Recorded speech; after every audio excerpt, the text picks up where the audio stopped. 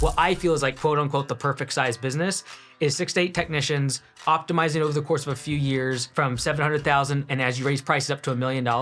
I want growth. I think that's become the theme here. I just want to grow because I can always dial it back and I can clean things up. And I think you have to go through those phases. I want growth. And so for me, if I'm like growing at 7% a year, which I've had plenty of experiences doing, at City Turf doing not super fast growth as it got bigger, it's more painful for me. Statistically speaking, only 9% of people will build a $1 million business. I was always talking to that 9%, and then I realized that 91% of people they're not capable of it. They would break. I have the financial, the metrics, the people, the technology. I have all this experience. I would love to roll up a bunch of companies in home services and build something really, really big. It's this idea that you need to know what you're going for and optimize for that. And if you don't want to build the big business and it's just burns you out in every possible way and sucked all the life out of you, you don't have to do it. All right. Hey, Mike, how are you doing? Fantastic. I would say thanks for having me on, but this is still like... but it is your show. It is your channel. So what's been going on the last week? I haven't talked to you since last Wednesday. All right. Yeah. So the past week, last week, I mentioned the fact that I was in this conundrum of the events bug hell situation. Yeah. I kept having members being like, hey, I've been reporting this bug for months. And I'd go in the back and I'm like, I don't see this anywhere. Like, no, there's no report. I don't see them reporting this anywhere. Why? Like, I don't want to call you a liar, but I don't see it. And sure enough, this week I go in and I'm like, you know what? I'm going to try submitting a bug. And the AI was basically caught in this loop of telling me to report the bug in the chat, but never actually taking it, creating a report for the human to see. Oh, it was so annoying. I was so frustrated. Well, so we've decided like this, there's a 90-day sprint. We have it split up in like 4 different things that we're going to attack. And so the next 90 days, we're focused on basically refactoring the events code. And then the second thing on a more fun note is we have our Claude connector that we've built for Homeworks. And so I've been playing with that, which has been a lot of fun, just to see the capabilities of it and a lot of authentication stuff and making sure like someone can't get and do something stupid. So that's what we're working on. It's just in beta. We haven't released it yet, but that's your MCP connection. Yeah, but it's been a lot of fun just to be like talking to it and just using the agent line to like say, hey, I want to move this job. Like, is so-and-so behind today? Cool stuff like that. So. Okay, that's cool. I think that's a great idea. And I'll be curious in the future to talk with you and see what you figured out around throttling usage, because that will potentially just pound the database. So totally. So what's interesting? Kind of new world. Yeah. So like a couple of weeks ago, one of the members just started building their own thing without any MCP access, without anything they just used the GraphQL and just started jumping in. And a lot of it was like, they didn't really know what they were doing. It was mostly using just like a browser and a cursor, like moving around. Okay. And they made some errors on their end, and man, it hit the database like crazy. And so yeah, throttling that, we had to change our terms and conditions, like and just update everyone like, hey, just so you know, I know everyone's jumping at the bit here, but if you do this sort of thing, it's gonna, so like immediately Twilio SendGrid is like, hey, someone's like hammering out these emails that look fraudulent. And so yeah, again, like we've been talking about, like letting public in versus just playing in your own sandbox is very different. And what a new world. Yeah, and then like, do you price based upon the usage of the MCP and how many times they're hitting, or do you just say, hey, you got to be like a higher tier? So like even how we price it, because it's like a whole team that now like it's a whole thing to support, right? So, anyways, that's awesome.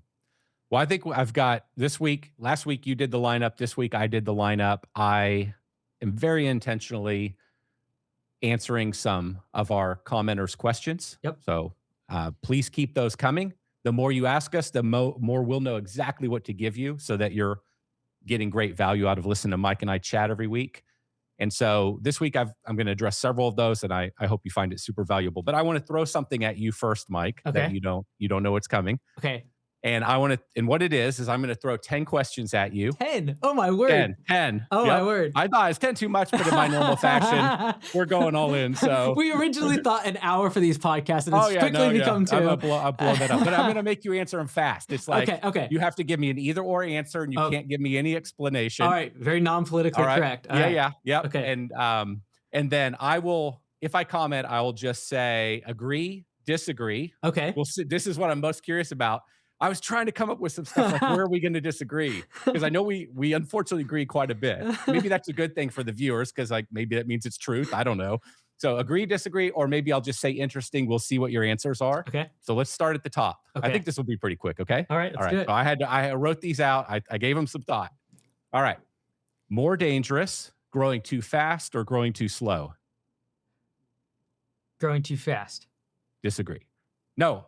I 100% agree. Okay, sorry. Okay, I should have wrote down my answers. I 100% agree. Too fast or okay, I'm supposed to be quiet. We're gonna go fast. Okay, under $1 million, that's the business. Would you rather have a world-class operator or a world-class marketer? Am I trying to grow? Yes. Well, when would you not want to grow? Well, yes, in my mind, I always want to grow. Yeah, my default is you're trying to grow. Okay, if you're trying to grow, then a world-class marketer, I would say. Okay, I agree. Same question at 5 million. Okay. Would you still say marketer? So you're at 5 million, you're trying to grow. Would you say marketer or would you say operator? Operator. Agree. I'm sure we're going to disagree at some point. Okay. All right. Again, at $1 million in revenue, what's more important, better pricing or better production efficiency? Are we trying to grow? Always trying to grow. Always trying to grow. I don't know why you wouldn't want to grow. And I understand that sometimes maybe you don't care, but yeah, just assume I want to grow. Okay. I want you to grow. I would say pricing. I agree. Okay.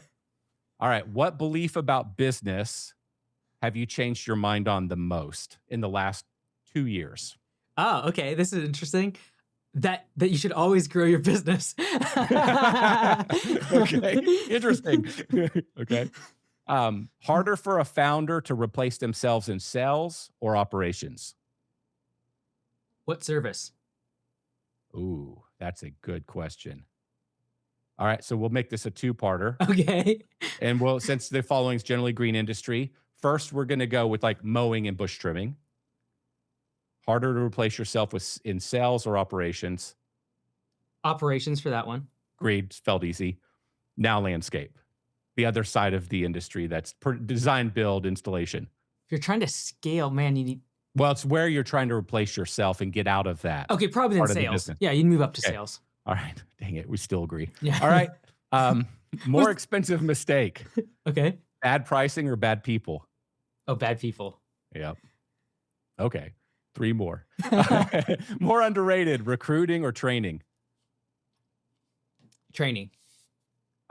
We got one. Okay. I went recruiting on that one. Okay, well, it depends what position are we talking about? I'm not telling you you're crazy or wrong. It's like I just agree. And that is the nuance. That is the challenge. When I was writing these, I was thinking about them. I didn't think about these little questions you might have, and they're good ones. So I was just thinking in the business in general as the business gets bigger. All right, 2 more. And you're right. It depends on where you're at in the business at that stage. And if it's a technician versus like a manager. Yeah, 100% agree. So at 2 million in revenue, would you rather, and you're trying to grow, let's be clear, you care about growth. You don't have, you care about growth. I got We'll put it that way. At 2 million in revenue, would you rather have 25% net profit growing at 7%? Or would you rather have 7% net profit growing at 25%? The former, because I'd take the profit and invest it back into marketing. Yeah, that's a little tricky one. So I went the following. Oh, really? Okay, so growing 25% with 7% margin. Yes. Okay. Yeah, I think that's a good one to talk about in the future. Okay, I'm assuming that's the snapshot. You like the snapshot better than like the future prospects. I want growth. I think that's become the theme here. I just want to grow because I can always dial it in. I can always dial it back and I can clean things up. But and I think you have to go through those phases. I want growth. Right. And so for me, if I'm like growing at 7% a year, which I've had plenty of experiences doing, at City Turf doing not super fast growth as it got bigger, it's more painful for me. I don't know, man. Okay. So if you get 140K profit, that's 7%. Okay. Yep. And then if we have 25% profit, that's going to be, what is it? $500,000. And so theoretically, I can spend $360,000 on marketing, and all I have to do is go from 7% annualized growth. So that's 140. So 25% 5. All I have to do is make up this. Like all I need is a 2-to-1 ratio on LTV to CAC. I agree. I should have put rels around this. This is the world Okay. you have to live in. Yeah. So in my analogy, like I agree. If the analogy is, hey, um, how could I fix it like that? I want more money Right. so that I can apply money to marketing. All right. But if I have to get stuck living in a world, Okay. Snapshot. Yeah. yeah, It's stuck yeah, in this yeah, world. Got it. yeah, yeah, Okay. Cool. yeah. So I thought that one, I just wanted to like, how would you think about it? Like, Yeah. so yeah, because 7% net would suck for the long term. I wouldn't be happy with that. Right. And Yeah. so, okay, one $10 million location Oh yeah. This or this will go or into 10 $1 million locations. Ooh, okay. Okay, I can't say it depends. What are we trying to optimize for? Like profit? I just want to know what your philosophy What is. what I want? Like what I want? Or what's Yeah, we'll go better? with what you want. Maybe what you would want versus even what you would advise a lot Okay. of people to do. Like what would matter to Mike? Okay, what Like, I would want would be the 10 locations. From a okay. profitability perspective, I would go one location, 10 million. Oh, one location, 10 million. Yeah.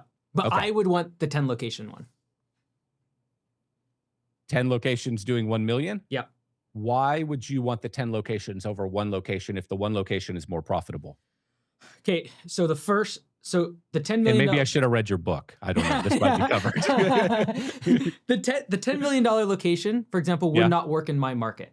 And yeah, totally agree with that. And that's something I think that can lead a lot of people astray. They hear me talk or some other people talk with the big business. They're like, what's wrong with me? It's like, dude, I'm in Dallas, Fort Worth. Yeah. I'm not in whatever city you might. Yes. Okay. So that makes sense. I personally would be doing 10 locations from myself down to Seattle. Yep.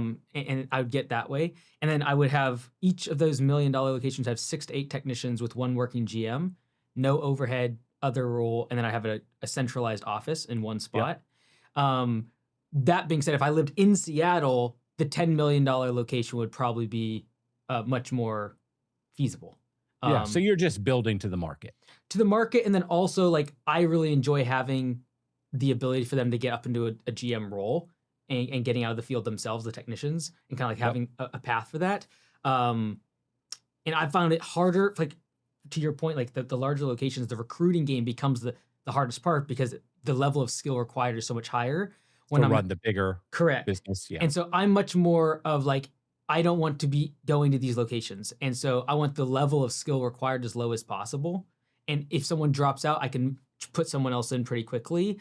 And the downside to that is I'm dealing with a lower skilled person, but they're also cheaper and easier to find because I've dumbed down the skill level down to, hey, you need to manage a few crews, 6 to 8 technicians tops, and do simple services. But from a profitability perspective, centralizing everything, assuming your market can bear that, I would go that route to maximize profit. Yeah, that's a good explanation. Do you think you lose, and this wasn't planned, but I'm really curious about this. It kind this. of rolls into our first question. Yeah, it does kind of roll into the first question. Does this, so it's a little bit more of a, as I hear you describe it, a little bit more of a McDonald's concept in the sense. Now, I actually, before I say that, does this necessitate, and I assume it necessitates keeping the service structure pretty simplistic? We offer a few services of a certain type. Is that a given? Yeah, the other reason why I would tend for the 10 locations with 1 million is because of that. Like almost every service in home services, I can build $1 million business. Yep. And I think what happens when people stretch past 1 million, they start hitting, the churn catches up with them, and all of a sudden they start adding more services. And so now they have this basket of 15 services they offer to get to 4 or 5 million. And that's not a business I really want. But that's just, again, I'm looking at the generic, what people will do instead of honing in the one service or 2 services or the simple service. Those add more complexity to the business to add more revenue. Yeah. So that's generally why we would do it. I like the answer. Back in the day, early days of Service Autopilot, I think this was more talking to some guys that were really big in commercial, but I had observed, and maybe my sample size was too small, there were a whole bunch of individuals running locations that were about $3.5 million. And again, sample size could have been too small. I think it was predominantly commercial. I was observing this. The commercial guys tended to be more aggressive, I guess you'd say, than I noticed in the residential space. And I also think I've always believed you could build a commercial business bigger in top line revenue because it took fewer customers to get there. So fewer moving parts in some ways. Yeah. So I've always kind of wondered, what is that perfect size for a location in most markets? So your number's around 1 million in residential is what I'm hearing. Yeah, it's not so much the revenue dollar amount, it's actually just the number of technicians being managed by one person. That makes sense. And Actually, that makes it, the most sense. as Yeah. soon as we go to 9 or 10 people, 11, 12, a founder can usually manage that number of people, but replacing themselves gets very difficult. And so what usually happens is they have to get an operations person or another full-time non-revenue producing team member. And that's usually when I see this wilderness of profitability between about 1 million and 1.5 million. You got to grow through that. As soon as you get a secondary, ops manager, office manager, you get a bigger shop. So you kind of have to scale pretty quickly up above 1.5. And yeah, like this kind of goes into our first question. Yeah. But it's the whole concept of like that sometimes for most people, growing with this perpetual treadmill of I want to keep growing is the things that causes burnout and like mental health stuff. And this is why I said 2 years ago my belief about business changed and it's because it impacted my family and people close to me so deeply. And the cause of it was the addiction to constant growth. Yeah. So tell me again, so everybody hears it in case they missed it. What was your answer to that question that you changed your mind on? Yeah, that we should keep growing the business. We should always just be growing. Because Yeah. that was my mentality back in the day. It was my mentality when we started Augusta. And I quickly realized that there were people that started their business for freedom of their time, spending time with their family, being able to take some vacation, not being locked down to a 9 to 5. And because they had subscribed or even watched what I was doing or wanted to grow a bigger business or other people growing bigger businesses, they started doing exactly the opposite of the whole reason they started the business, which was to have time, have freedom. And a lot of it, like it's mental health stuff. And I know you and I have talked about this before of like people, even in your circles where it's just like they lose it, they snap. And I've just consistently seen that the only way to lose in business is to quit. And so I always mitigate for disaster, which is quitting. And Yeah. so if pushing someone past their personal capacity is going to cause them to quit, I just mitigate that hardcore. And so another thing was I just kept seeing on the turnaround show all these businesses at 1.2, 1.3, 1.4 million as this really unprofitable time because they have to go hire 2 or 3 overhead roles. And now all of a sudden they're not making any more money than they were when they had 1 or 2 crew members and they're really profitable and they had raised prices. And a lot of times it's because they start hitting where churn does equal new growth and they're stalling out. So they start pouring more money into marketing. They keep their prices low. And all of a sudden you have a business that's unprofitable, deep in debt and stalled at 1.4, 1.5. You don't have enough money to pay a really good ops person, but you kind of need to like get everyone working out in the field. And so it's hard to hire some dedicated to operations and really managing the team. And so for me, like, I think if I was talking to, statistically speaking, only 9% of people will build a $1 million business. And I was always talking to that 9% back in the day. And then I realized that by forcing everyone into this one model or like grow to a 7-figure business is like, that's like the starting line for where you start entrepreneurship. I was 91% of people they're not capable of it. And there's no shade on them. It's just that they would break. And like seeing that live up close with someone caused me to rethink the thought that we should keep growing. And that's why now I'm much more of the opinion, like optimize for the smaller size that you can manage without getting overhead. And then if you make it really profitable and you're 20, 30% profitable and you want to make the next jump, now you have the cash reserves to go hire a good ops person and get past 1.5. So anyways, that was a long answer. No, that was a fantastic answer. I'm really glad the conversation ended up going that direction. In fact, I kind of want to continue it, but I guess let me tell everybody what the first question, what on our docket was. And basically it was this idea of how big should I grow my business? And it came from someone in the comments asking, like, how big should they grow? And there was more context to it. If I remember correctly, they were around 700,000, approaching 1 million. And they're trying to think through how big should this business be? I think it's one of the single most important questions that you can ask yourself. And I have a couple of thoughts on this that, I mean, Mike, frankly, you really articulated it well. I tend to live in this world of I want to grow things bigger and bigger because to me, I like forward progress and improvement and growth. And so that stimulates me. And we're all different people. We all want different things. We care about different things. We have different priorities. And so for me, bigger is better in that. But I'm not really like, you also have to know about me. I'm not a guy that tries to optimize everything for myself. And I don't really, I this doesn't even probably mean anything because I'm very well off financially. But there comes a point where I also don't believe in optimizing for more money. Yep. However, and only reason I thought to say this because I think most people I know who are as successful as I have been or more are still optimizing for more money in a massive way. Yeah. And it becomes more of a game than anything else or an accumulation thing. So that's the reason why I said that. I think it's a trap. Like it's understanding what you want to get in life. I think the ultimate like power move in a sense in life is saying good is good enough. Like it's like I'm good and versus always going for more. So I do want to put that out there and let you know that is my wiring. That's what I believe, but I still like growth in business because it feels like improvement in business. Mm-hmm. But man, you really hit on something that I'm aware of, but I don't give it a lot of thought. And that is that most people, and I've definitely talked about, because back when at Academy, we would talk about this. It's this idea that you need to know what you're going for and optimize for that. And if you don't want to build the big business or you've tried and it's just burned you out in every possible way and sucked all the life out of you, you don't have to do it because everybody around you's saying they want to do it. And to your point, the data says most people will never do it. And so I think that's really good. And to make a point on that, one of the questions I asked you was the first question: what's more dangerous, growing too slow or growing too fast? And when I wrote this question, my initial answer was growing too slow. But I'll give you why. Because and I would have never thought of this except you said something, Mike. But I changed my mind because without question, it's for sure growing too fast because people run themselves out of money. They burn out, they destroy marriages, they destroy companies, they destroy relationships with children. There's no question that's it. But my first inclination, had you asked me that question, the first words that might have come out of my mouth would be growing too slow. And that's probably technically the wrong answer, but for a lot of reasons, I actually think it's the right answer. And here's the right answer, or why I think it's the right answer. What I know, what I worry about for a lot of people is there's this idea that you don't keep growing. And maybe that's okay, but that's only okay if you do it the way you teach. And that is you grow a really profitable business.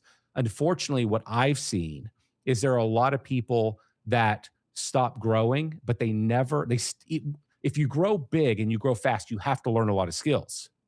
If you don't choose to grow big or fast, that doesn't mean you don't have to do the hard work and learn all the skills, because if you don't do that, then you don't have a very profitable business.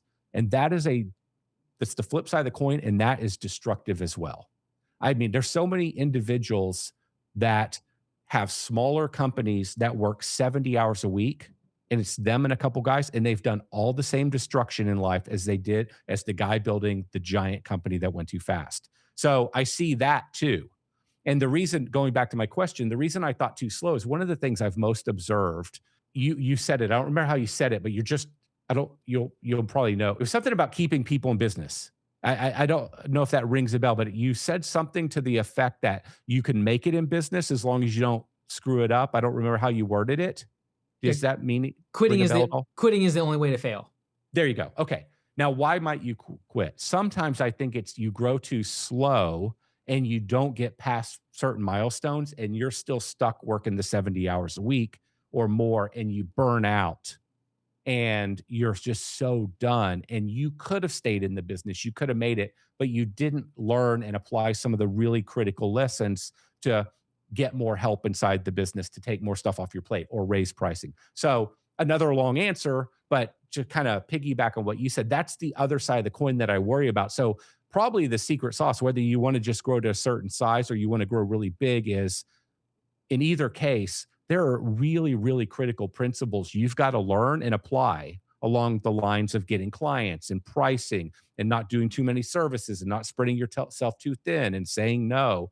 And whether you're big or small, if you apply those things, the odds of you staying in business long-term being successful go up by exponentially. Yeah, 100%. Like, I think I always go back to like it's supply and demand, and the fact that if demand is greater than supply, I have an option. And that is I can either I call it go into growth mode, which is I buy more trucks, I hire more people, I continue to market, I continue to expand my capacity in terms of asset capacity and my labor capacity. Or I have this other option of raising prices, i.e., dampening down the demand and increasing profit margin. And I think the thing that I've fought hard for, and this is like actually the reason for the Copy and Paste Millionaire book, it was all the logical side of what I'm talking about, but the actual crux of it, I saw so many people quitting around this trying to get past 1 million and just scale, grow, go into debt, have unprofitable years at the expense of, oh, I doubled in revenue. I think it's okay to like take a year and Oh, I agree with that. Even raise, if you're in growth phase, I yeah. totally agree with that. And like you mentioned a couple months ago, is like having plateaus where you jump and then you plateau, you jump and you plateau. And what I see people do is they just 0 to 60 as hard as they possibly can and ramp straight up without taking that one season where, hey, we're going to raise prices. Our close rate's going to go from 60% down to 40%, but we're going to put 150 grand in the bank. And Yeah. we're not going to keep going paycheck to paycheck and putting pressure on the kids and the family, because like those things is the reason you started the business. And Yeah. we lose sight of that sometimes. And I think a lot of it is we are comparing. And so I have really pivoted hard towards this, like you either in growth mode or you're in profit mode. And you got to choose one or the other. Because to say that I want to be profitable, but I also want to grow by like 80% this year from 1 million to 1.8. Like you're kind of speaking at both sides of your mouth. Like which one are we doing here? Yeah. And so we've tried to create two very distinct tracks of business. I'm in growth mode or I'm in profit mode. And then we give recommendations around like, you want to grow as fast as possible, to your point, past a certain size. Because if you're a 250,000 annual revenue business, you will burn out. Like physically, you just can't do that long term. Like 20, 30 years of that, you just can't. And so to your point, that will also cause someone to quit. But also, I see the same thing happen when someone hits the ground running, 300,000 their first year, 1 million the next year, 2 million the next year, and all of a sudden they have $500,000 worth of debt. They're not making any profit because their cash is so they're demoralized and they just throw in the towel because it's on paper they're insolvent. They have more liabilities than they have assets. And they've built the infrastructure to the point where even raising prices is difficult to make up for the huge gap they've created when you have $20,000, $30,000 a month going out to debt payments.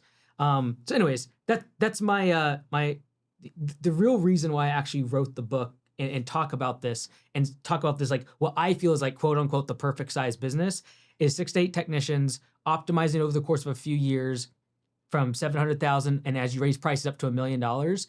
I also think though for the 3, 4, 5% of people, you take that money and then you go hire a great operations manager. You learn the skill of leadership. You get sales, operations, and admin covered, and become the CEO and build a 3 million plus business. But yeah, that's my contrarian take now, and it changed a lot. Like just seeing it so close to me, of what it did to family, what it did to someone's life, everything they had built, and just realizing that like I have to be very careful to put that in front of anyone because statistically speaking, a very few percentage points of the population can handle that kind of psychological stress. Again, going back to Service Autopilot Academy, I was naive to how much debt people carried to get themselves where they got, which wasn't very exciting.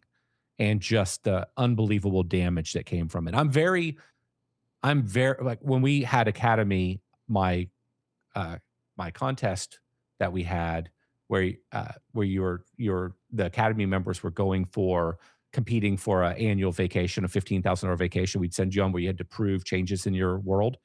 I made 50% of the score personal, not business. Yeah. Because the destruction, it's everything you said. Like we all start out in business and we say, we want freedom. We want this. And then we find ourselves in traps greater than if we had a job. And there's just so much damage that comes from that. So I 100% see that argument, and I've seen that live out. Where I always get a little stuck is, I think maybe in the Service Autopilot world, I saw a large self-select of bigger companies. We had a lot of bigger companies. And so you meet a lot of the people that are going to build the bigger things.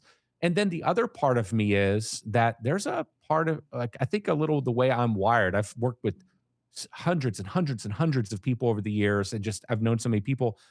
I generally feel that a lot of people could be and do way more if they were just exposed to people doing bigger things and way more. Like it's within them.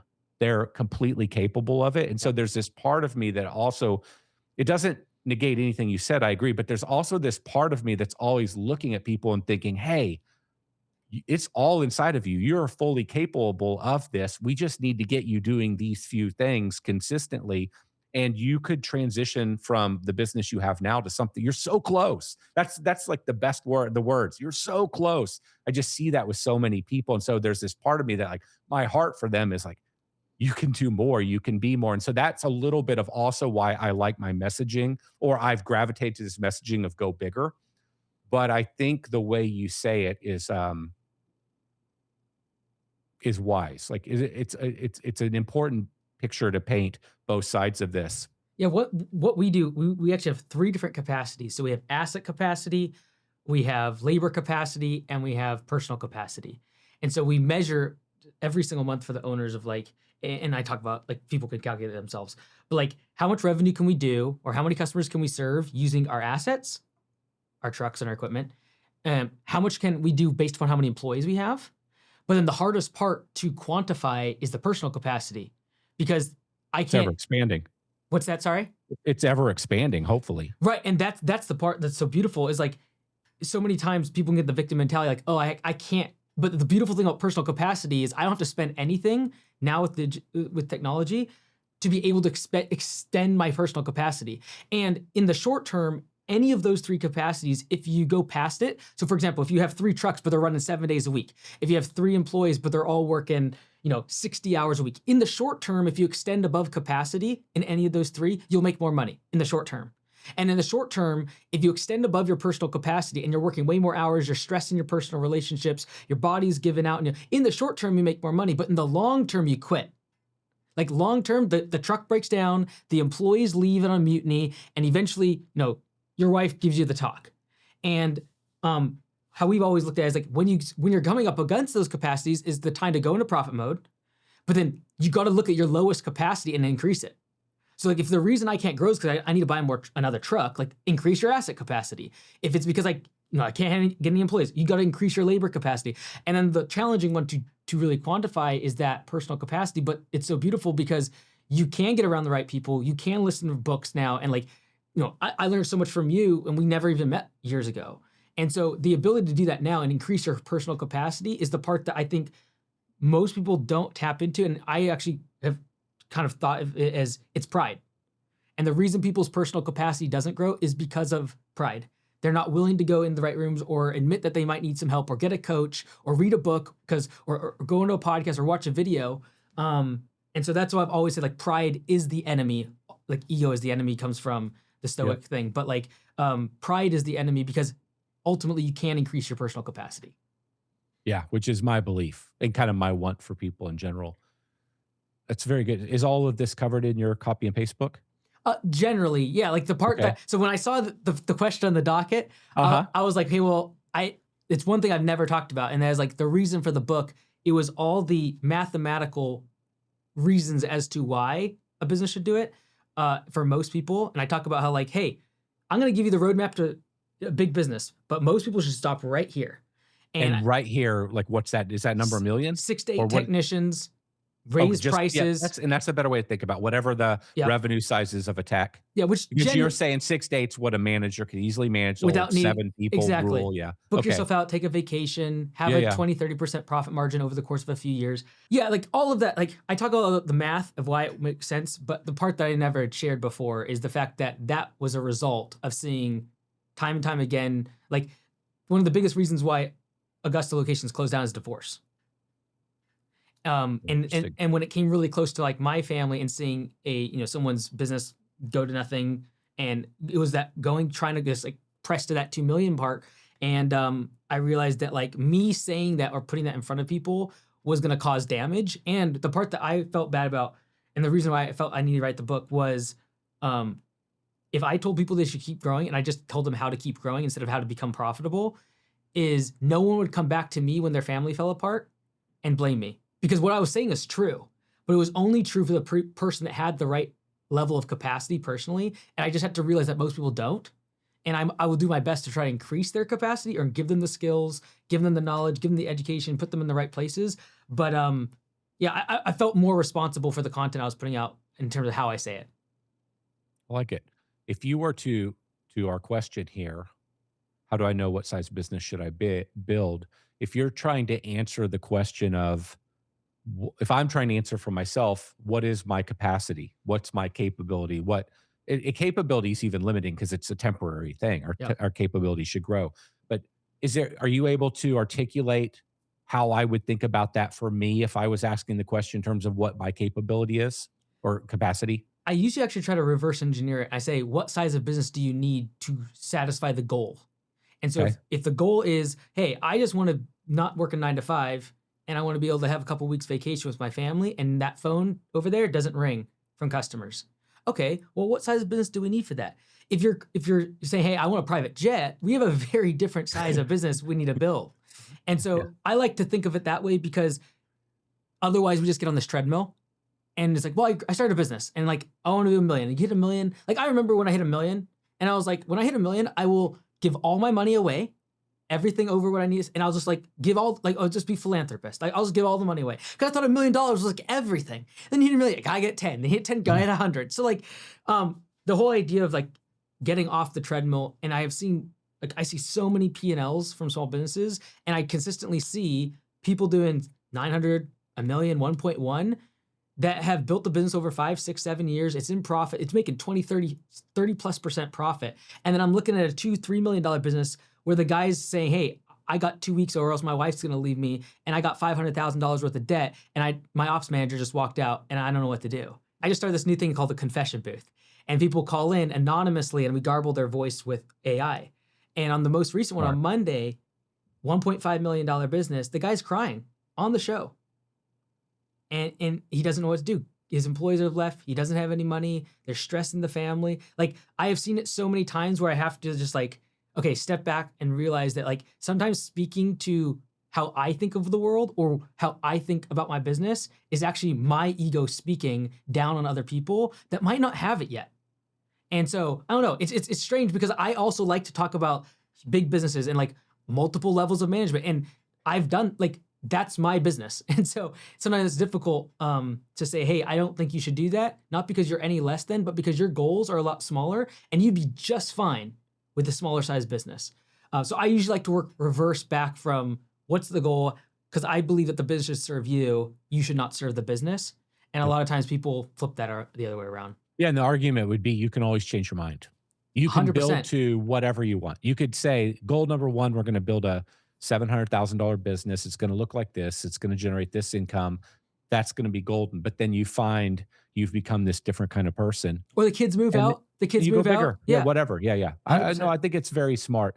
We one time I did this a session in Academy with Jason Cupp. Yeah. With Jason Cupp, and we had this debate, and it was a whole session. And I was on the go bigger side, and Jason Cupp was on your side. Okay.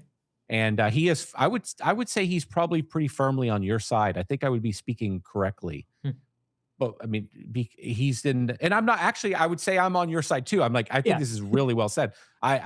We have to create some debate I here. love the bigger conversation. Like I love the bigger business. Yeah. A lot of my friends own big companies with significant wealth. I love that world.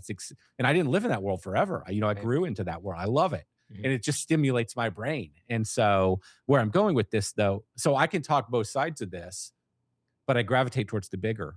And so I took that position. We were saying, what would we personally build based on everything we know? And I, of course, went bigger, which is what I've always done. He took your side, and he would have just built an incredibly well-run, under $1 million business that just gives you an incredibly good life. And his arguments were all the same arguments as you have. That's what works for most people. He's got a lot of skills. He's seen a lot of things. He knows it. He advises people running massive companies, and yet he would have argued that is I don't know why I brought him into this other than I've had this conversation before. And I think it's a really solid argument, which goes back to the question and of what kind of business should I build? And so to me, the starting point, I did have this as I was thinking through this question, is it starts with, what do you want? Like what size business do you want that you believe you can build? I think there's this element initially if you just got to believe something. Mhm. Like if you tell yourself, I'm going to build a $10 million company, but you don't believe any part of that, you're going to make all kinds of decisions that are probably wrong for the business, swinging too big, spending too much money, trying too expensive of marketing techniques too early, buying maybe too big of equipment too early, too big of a jar. I don't know. I don't know what decisions it leads to, but I do think that the more realistic you can be about this, the better. I do think it's critical for us to believe. Like we hear people like Elon Musk and all these other extreme stretch goals that are almost unbelievable. And that works, I think, for a few people, but it does not work, in my opinion, for most people, nor does it work for the team inside their companies. They just don't believe it. They hear it as just a bunch of talk. Like we're never. And so I do think there's this place where you've got to kind of set a goal that you can really see yourself getting to it. And then you set the next goal and the next goal. That is so where do you want to get to? What do you believe you have the tools to build right now? And then just keep the door open for going in a new direction should you find that you love this thing and you want to go bigger. Yeah, like life changes, your goals change, and then if assuming that you've run a profitable business and you've been investing in yourself, your personal capacity can be ready for that next step. And I Yep. think a lot of times what got someone to 1 million is the exact same thing they have to deconstruct to get to 3 million, because now they have to learn the skill of leadership. And Yep. that's the part where I feel like, as much as like some of those elements came natural to me, and I can sometimes discount just how difficult it is to get managers to work, mid-level people have lots of skills, and then I see people beating their head up against that and putting themselves in a really bad financial position. And honestly, like the mental health thing is so humbling. It just Mhm. is. It brings you to this point where you're just like, man, like I'm a chemical away in my brain from being like that, and just humbles you so much. And so I'm really like, it was a horrible experience those several years. But like it was also, and it didn't happen to me, but someone very close to me. And so it was very humbling to realize just how fragile this brain is. And I would never want to put someone in that place. Like, I don't care who they are, my worst enemy. And Yeah. so that's really where the perspective came from. When you're telling someone $1 million might be the goal, are they, do they probably just need an operational type person. So that's your GM. Is your GM generally just an operational person? Yeah, so we have what we call a working GM, which Okay. means the GM still is out in the field producing revenue, assuming your simple services, because we're trying to automate sales with instant quotes and over the phone. And the admin side, we're trying to keep where we don't have to hire an office person. So that would be a VA or a call center, for example. We have command center at the Augusta, but like people can do this elsewhere. And then the objective is that that GM is really focused on operations, and they are managing the team. They're the person that they call if there's mistakes, if there are issues. Like all doing of the work goes through them. And that's a role that I can usually get a technician that's been with me 4 or 5 years. I can teach them how to train someone up. I can give them systems that are simplified, give them recurring revenue so they don't have to sell big projects, and they can run with it. But yeah, that's what we call our working GM. So I would have said, so somebody not living in the Augusta world, I would have normally said for most businesses to get to $1 million, you're going to need somebody key in the office that's answering calls, scheduling, doing things like that, shared with the potentially the owner. And then you're going to need an operational assistant, manager of sorts. Would you agree or disagree with that basic structure to get you to close to $1 million? I think it depends on how fast you want to get there. I would agree with the sentiment if it's more like, hey, I want to do this next 3 years, 2 years maybe. What we see as the most conservative route to get there is actually getting to like more like 6 or 700,000 in annual revenue, and then just raising prices whenever demand is higher than supply. Is And this just an owner with X number of crews? correct. So the owner's doing everything. Correct. And then Yep. once you've raised prices, like for example, on an $800,000 business, if we do one price increase, we only raise prices by at least 15%. So that's about let's call it $120,000. That's enough. That one price increase at 800,000 is enough for me to go get a working GM that can manage the business, and I can either start another location, or I can do a different business, or go on vacation for a couple weeks. And give me a little more flexibility, assuming I have those 20+% profit margins. But that's a more conservative path. And I think to your point, most people, to be able to scale in a matter of 2 or 3 years to 1 million, you do need someone full time in the office. You do need someone to be able to help you with operations, manage the crews, so you can focus on sales more. Tell me again, in how many years? I would say if you're trying to build within a 2 million within 2 or 3 years, and you're trying to go Oh, very okay. quickly, that's when typically we see the owner needs to focus on sales exclusively. And we do have owners that do that. They're like, hey, I want to go there faster. Great. You're going to need someone kind of like, to your point, we call it office operations assistant that manages the crew. So you can go focus on sales Yep. because you got to just be in there just focusing. That's the engine of growth. Yeah. And so traditionally, the percentage of someone's day spent on sales is very indicative of how fast they grow. And so the faster they can get operations off their plate, the faster they can get to that $1 million marker. Yeah. So the way you describe this, it's a little different than what I've experienced Mhm. in terms of who you need to get to $1 million. But I think it's, correct me if I'm wrong. I think where I would hold a different opinion is because what I tend to see is most people are complicated. They're doing too many services. So tell me if I'm correct here. I'm imagining that you're saying to pull that off, we're going to keep this to probably just a couple services, like mowing and something else. It Is has that to what you're saying? has to be sold over the phone or instant quotes on our website. So Okay. basic for us, it's like mowing, treatments, property clearance, basic stuff. Okay. So this takes us back to last week. Yeah. The guys that I see running the most successful contractor models, maybe one of the reasons why that works for them is not about the contractors, it's the forced simplicity. Like, you don't normally hire a contractor that's doing 90 things. And I don't see a lot of contractor guys that are providing 9 different services using 9 different contractor types. But They what's tend funny to be is that's what people think. I'll go get contractors because I have the 9 services, so I should go get contractors for the most complex 4. But like you're But what they do is they get contractors to do a thing. Yes, And so then 100%. the business becomes a thing, mowing, Yeah. whatever. And then one guy can run the whole business. Because you see this, I've seen this now multiple times where it's like one person and maybe an office person or one person, even one person is running.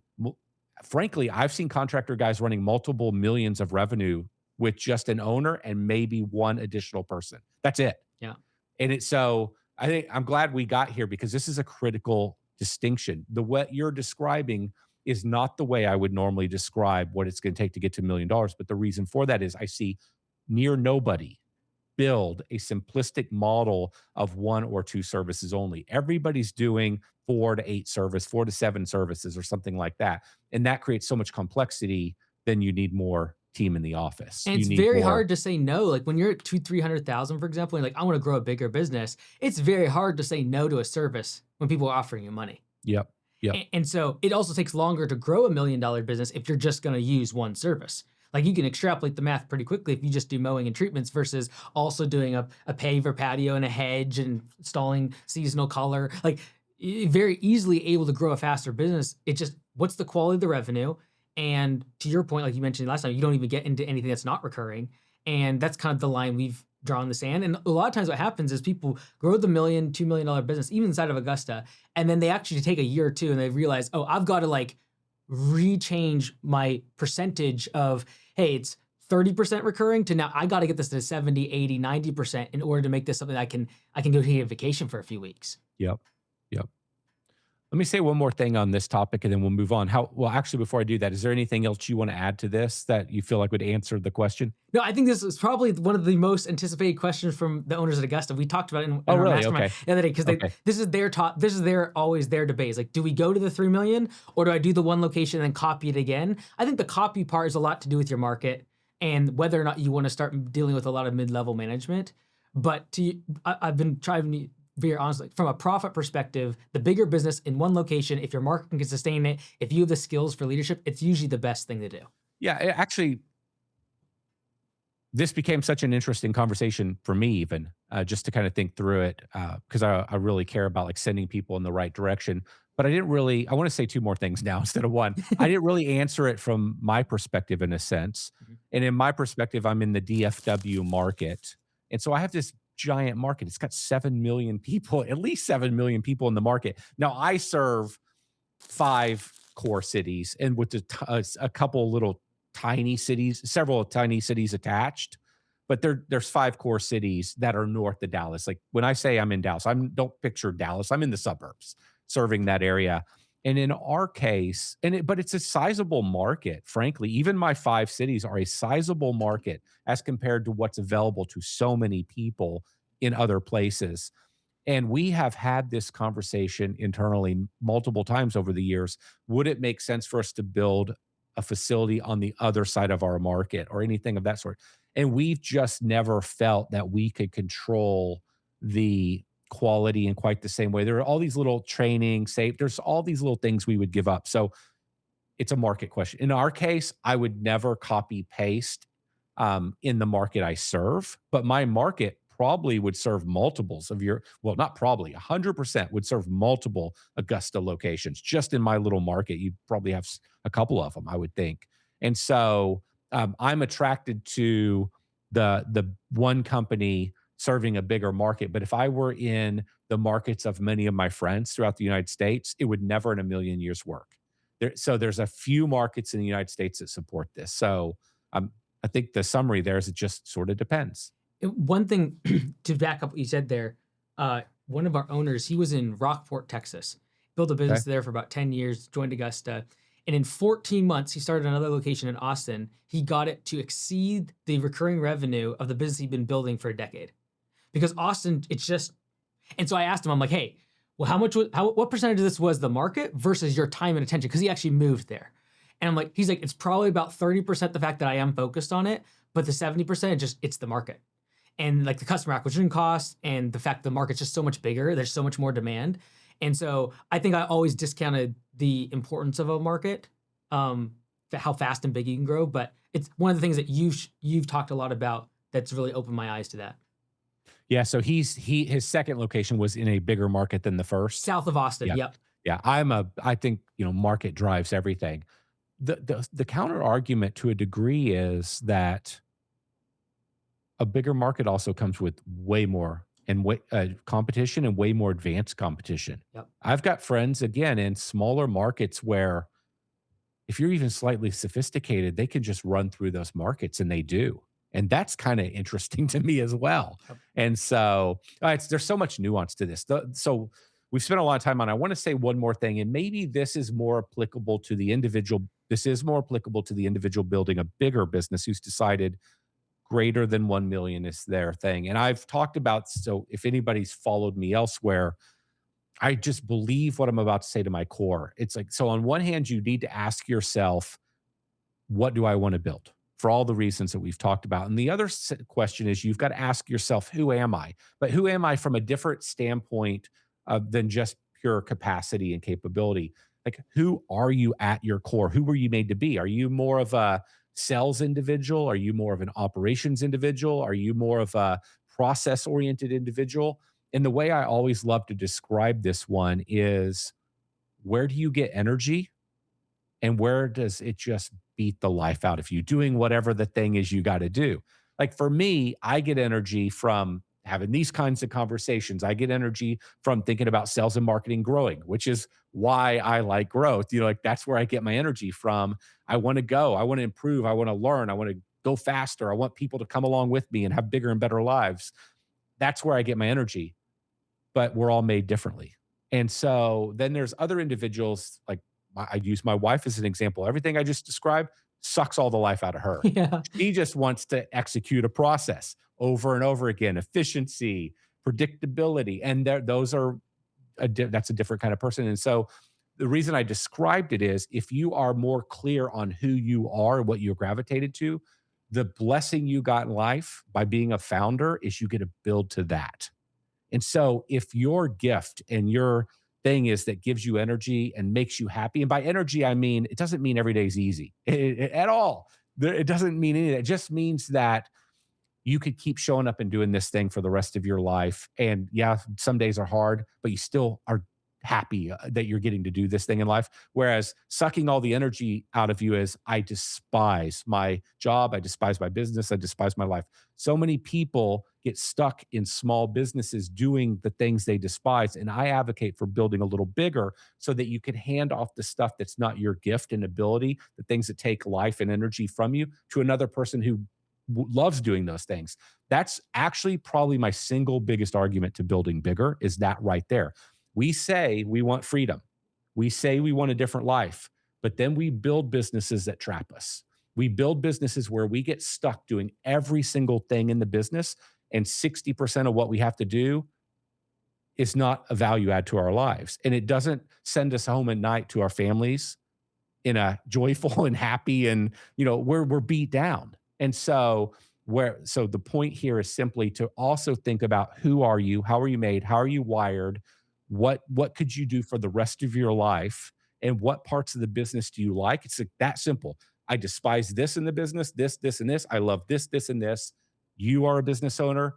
Build the thing so you can spend your time in the thing you love, and then find people to do the stuff you don't love, because I promise there's somebody that likes that stuff. And that is, to me, the other side of this that I just think is imperative. And if you want to be in the game for the long term and you want to build something great, great doesn't mean it has to be big. It could be $800,000 top line producing 34% or whatever the number, 28%. I don't care what the profit number is, a strong profit margin. If you could be in the game and own that for a long time, the way I think you make that possible is by doing stuff that you like. 100%. And then becoming the leader that the type of person that you need actually wants to follow. Like they come on board versus starting their own thing. I agree with that. 100%. So, all right. So this one, I don't know if this was a question, but the topic was, how do you, what I just said actually piggybacks perfectly. How do you hire key people for the skills you don't have? So what I just said was thinking about the skills you don't have. Like that couldn't have worked out better, actually. So as you think about this one and you're working with other individuals, how do you help them think about this? the challenging part to your point about recruiting is if you don't have the skills, it's sometimes hard to judge whether or not they actually have the skills. Yeah. And so I think this is the part where if you are, for example, this is a big conversation in Augusta the other day, based on what you had said the other day when you said, hey, we went into a new market or went into, I believe it was, and you hired someone that had been there, done that, a really solid operator. And someone asked a question and it's like, whoa, you're at $500,000. Let's not go get, we're not ready for that hire. Right. Too big of a hire. And you don't even have the skills to adequately gauge whether or not this person has skills. and so it's actually really difficult. It was very humbling to me when we were going through all the problems back in 2023 with Copilot. And I had to realize I had to go hire people that had way more skill than me. And I did not know how to actually accurately judge whether or not they could solve my problem. And so, like when I talked to Dr. Kashi, he said, hey, he talked about Sam Ovens, who's the founder of School, and said, hey, how he found his technical founder or his CTO was did 400 interviews and just tried to learn about all the problems and fix them by asking them, what would you do in this situation? When it comes to lawn care, I can ask you if you have the skills. You can tell me if you've been working, if you have a technical degree or a certificate, but then to hire someone for a role that you cannot do, it is definitely when you have to lean on your leadership. The ability to, does this person that has more skill than me want to work for me? And that's the part where I've just like continually been humbled as a leader as I've gotten a little older. Boy, that's a good answer in the sense that I think it makes this point. I got to tell a quick story, but it makes this point that there are no easy answers. Like we all want prescriptive. Yeah. We all want like, just go do this. And it's never quite that easy because I've lived in both worlds on this answer. So when I was really young, like 17, 18, 19, there was this guy on the radio that I would listen to. And he had owned a bunch of businesses and he just answered business questions. And I don't know why I remember this because this was a long time ago, What's his name? This is always, huh? What's his name? I think it was Bruce Williams. He's dead gone at this point. Like, okay. No, he's like, he was just on AM radio. Could have been, I think it was more than in just Dallas. I just remember I listened to it all the time. I was going to say Clark Howard, but by that time, no, I knew Clark Howard back then too. That was the same time frame. Okay. It's Clark Howard. Yeah. So this guy had owned just a bunch of different, like retail rose shops, daycares, all kinds of businesses. And he was an older fella. Well, who knows? I was 17. He could have been 40 and I thought he was old. I don't know. I picture him as like this 60-year-old guy when I'm that age. But I remember him saying, you need to do the different jobs inside the organization so that you know how to hire those jobs. And I always believed that. And then as I grew in business, I thought, no. Totally disagree with that advice. That's too slow. Back to my theme.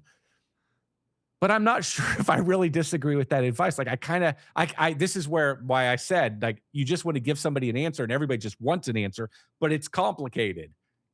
So I think as I've evolved and grown, because I've done like you, I mean, I have spent so much of my life learning and being around people and asking questions and spending money to grow my skill sets, that there probably comes a point where, without even realizing it, you've developed the skills to be able to hire people for roles that you've never done. And, but when you're younger in business and you just haven't had a depth of experiences and skills, I go back to what he said, that there's this element where you need to, like, it's probably several things. Maybe you need to do, if you're hiring an operations manager, maybe you need to be the operations manager for a while and you need to feel the pain and what we need to do. Maybe you need to buy a book or two. Maybe you need to interview a number of people and find out what they did their job. Maybe you need to be in a coaching group. Maybe you need to ask questions in the comments on YouTube. It's probably that you need to do like 19 things Yeah. to be able to put together a coherent plan, or a document for, they're going to do this, this, and this, so that you can go look for that person.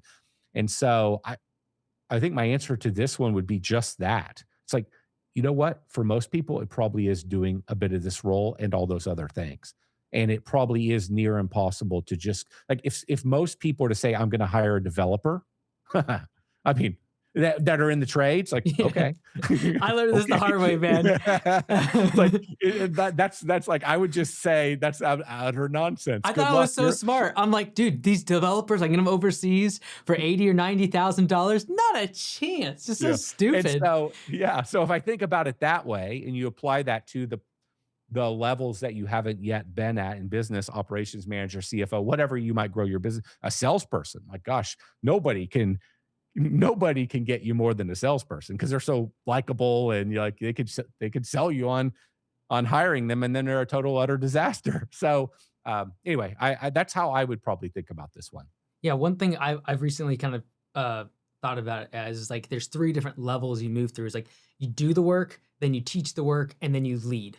And it's like do, teach, lead. So doing is like I go out and I do the work, and then I learn how to do the door knocking and do the work itself. And then eventually, as you get employees, like I actually have to change my whole role and my identity from to being a teacher of other people how to do that job. And then as time goes on, especially past like 5, 10 million, it becomes, are you the leader that these people want to work for? Because they have options. And it always comes back to humility. Like you have to be humble enough to realize that you lack these skills, because the person that has those skills, they're aware that you don't have the skills. They know how to judge you. And so realizing that like I have capabilities that they don't have, they have capabilities I don't have, and together it's 1 + 1 = 3. And then to your point, being young, sometimes the only challenge is you don't have the proof or the evidence that what you say and what comes out of your mouth happens. And the thing that has really been so helpful, I'm so grateful for the past couple of years, is like the people that have been around me, they've seen, okay, he said it, and it took him a while, he got there finally. Like eventually we got there. And then that evidence is the thing that gives trust, and that trust allows me to go faster. And confidence too. Yeah. Totally. Yep. So Yep. All right. We kind of talked about this one. And when I was putting together the question set, I was trying to logically group together common questions. So we kind of touched on this one as well. And I bet we've both had this as a general theme over time with our content. So how does complexity impact growth? And I'm just so, I mean, we really did touch on this. Like we kind of pulled out of the conversation the reason why. Like I approached the conversation saying, there's no way you're going to get to $1 million in revenue with just an owner. And then you articulated how that would be. And the reason for it was simplicity, whereas I don't see simplicity. So I don't see people actually pull that off. They need an office person and some version, not a full operations manager, but some version of an operations manager. So this speaks to complexity. It's an example of the simpler you keep the business, I tend to argue the faster it goes. But also in this example, the less it costs to build it. Like you need less overhead or CapEx or whatever you want to, you need less people that are somewhat expensive. So as you think, I mean, I kind of know where you're going, but let's talk through this for people, because again, to the theme of the conversation, we're all watching YouTube and we're all seeing all these people that are doing these amazing things and have all this stuff. We think we're underperforming. We think we're not going fast enough. We think we should want more. And the number one way I think most of us think about getting something bigger faster is always by layering complexity. So how do you convince somebody to fight that complexity? I think it is a lot of times not knowing the end goal of why the business exists and how big of a business you need, going back to what we talked about. Because the fastest way to grow a business is almost always in home services is add service area and add more services. It's the Yeah, fastest way to grow. It's so hard to fight that when someone says that because they will 100% be right that they will add more it revenue will next year. work. It will 100% add revenue. Yep.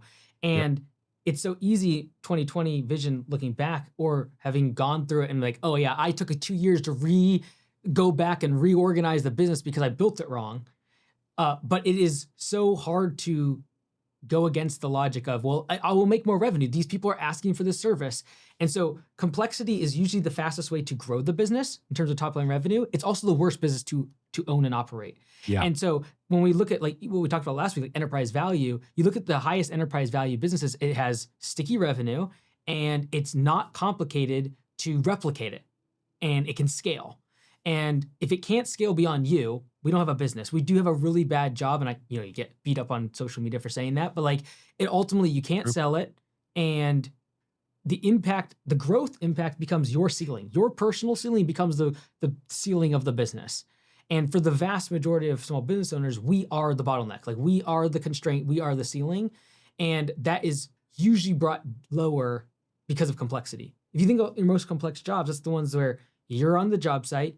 If something goes wrong, you're being brought into it.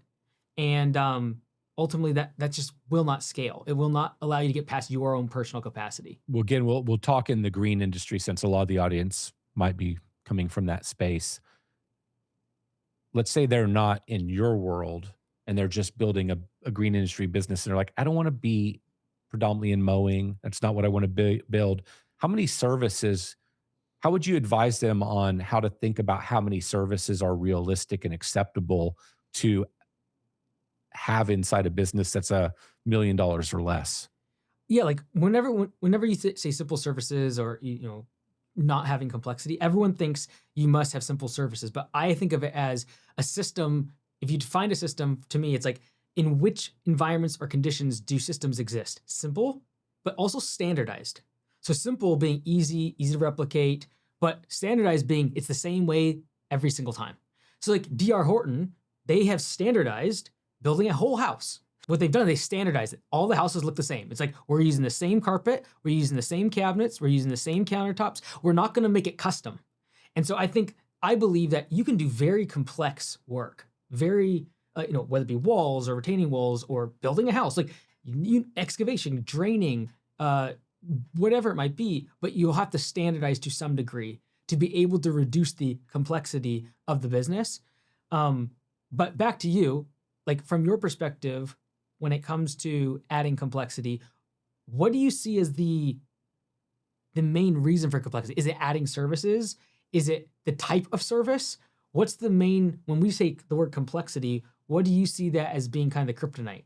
Services. Yeah. Because services comes with, my perspective is, if you were to, again, stay in the green industry, mowing is one of the easiest services, but it's not easy. It's got its own challenges. But then when you add something like, say, fertilization and weed control is not just fertilization and weed control. Fertilization and weed control also gets into a whole different variety of challenges that start to appear. Are you being blamed for shade? You took the property over 5 years ago. It was great. Trees have matured. Now you've got shade.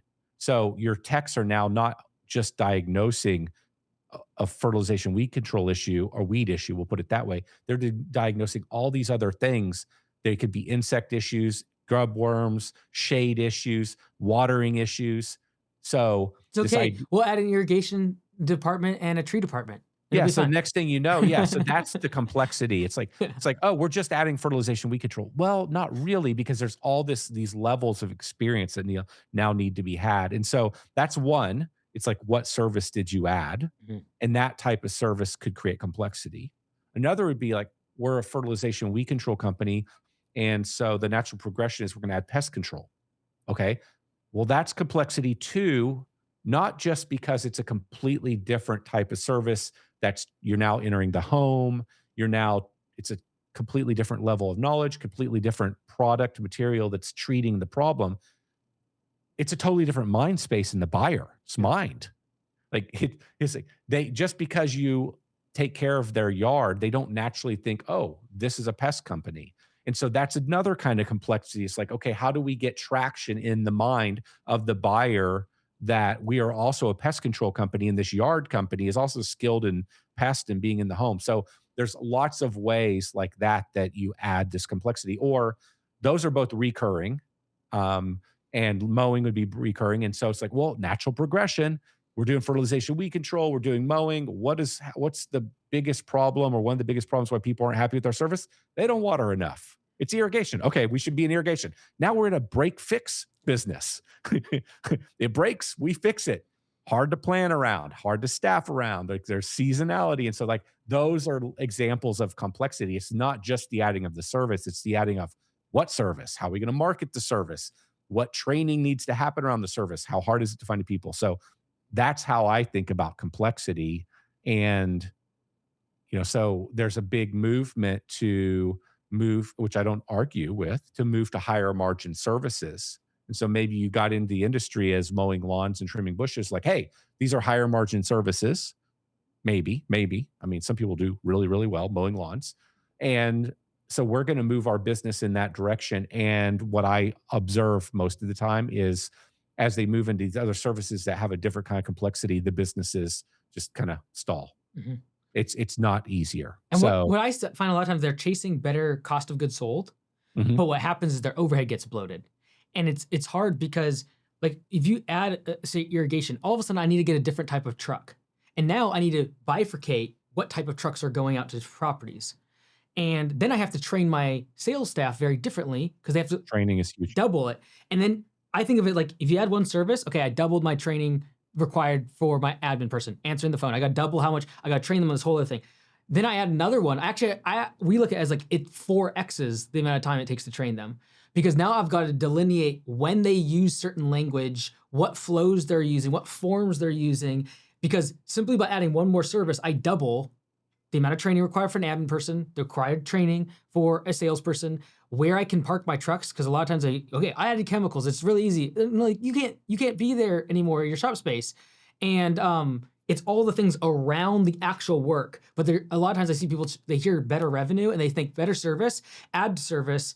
And usually it's in chase of a lower cost of goods sold, but then their overhead gets bloated because of the complexity added. Yeah, that's a great way to say it. That's exactly what I believe. And it's like we could just keep layering on marketing complexity. Yeah. How do you talk about 9 different Yep. services? Like, City Turf does quite a few. I started the business doing all kinds of stuff. Like, most of my knowledge comes from like pain. Yeah. You're like, oh, I tried that. Don't do that. Yeah. Yeah. So I started as commercial, and so in commercial, I felt I had to do it all to win the contracts. Mhm. And then I pivoted to residential, and I got rid of a lot of the stuff. And then we have started adding things back into the City Turf business. Now it's a big business. We can support it. We got lots of money. Like, we can do this, Mhm. and we got lots of knowledge, but it's become a more complex business. There are a lot of moving parts in that business, and there are a lot of it's complicated. If anybody tries to replicate that as a $2 million business, oh my gosh. I mean, that's not a good business. Yeah. And so I think services. Geography, I think it's bad because it kills profits, but that's mainly around killing of profits, killing of customer service, leading to bad reviews. So services is where I put it. Cool. Let's go to the next one. We're talking about growing past 1 million and Yep. protecting the profit margin. The question specifically, I think you'd already alluded to it, was they're doing 700,000 revenue, 6.5 years in, and they're fighting to hold a 20% net margin. They pay above market. gets them really good people, but it also squeezes their margin. So as they push towards $1 million, how do you manage labor, COGS, and overhead without giving back all the growth? So would love a deep dive on scaling to 7 figures without watching your profit margins erode. So when I saw this question, the first thing that came to mind for me is, and maybe I read into this, I was imagining this scenario where we're trying to still move fairly quickly Yep. and grow the business. And so when I hear something like this, it's kind of back to, you need to ask yourself, what do you want? I believe you can't keep these. If you're going to go super quick and you're going to, and again, I don't think we talked, I'm looking at the question here. I don't see anything about what services were offered, but if you're going to go pretty quick, I think margins get sacrificed. And I don't think there's any way around it. And I'm okay sacrificing the margins, which was back to my 10 questions for you. Would you rather have a business growing at 7% with 25% net, or the opposite? The reason why I'm willing to sacrifice, and I was okay with the growing at 25% with a 7% net, as I see it as a very temporary thing, that I'm willing to sacrifice in the short term. And the reason why I would sacrifice my profits down to 7% is I'm picturing, if we're moving at that pace, I'm pre-hiring people. Because if you're going to go quickly, you have to be thinking about what's going to break, what's coming that's going to break. Okay, I'll just make up some scenarios to get quick growth. Maybe we added another service line. Okay, I need somebody to run that service line. Now we need to be marketing that service line. We're going to be inefficient with our ad spend at first. We're trying to figure it out. I need to hire technicians, and that tech is not going to be fully booked. Like that's the adding of a service line. So to be able to service the client and be able to protect the reputation of the business, I need to spend some money in that area. Or maybe I'm not adding a service line. We're just growing a part of the business really quick. So I need to be buying trucks and equipment quicker than I can fully utilize them.